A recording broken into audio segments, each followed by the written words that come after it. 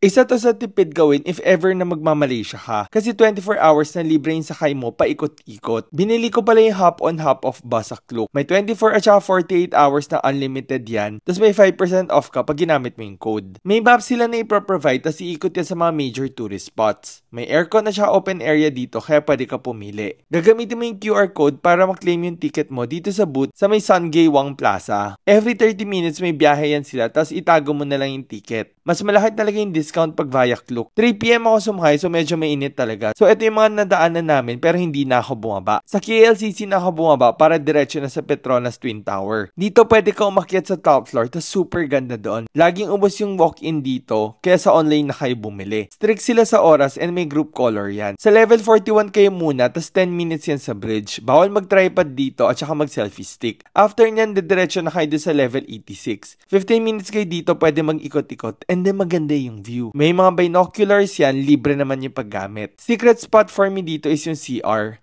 Lalo na if solo traveler ka kasi may patungan doon ng phone. After nyan, bababa kayo sa level 83. Meron doon gift shop, coffee shop, at saka sofa nakita yung Petronas Twin Tower. Overall, sulit siya. Maganda yung place tas pwede kang mag-mall sa baba.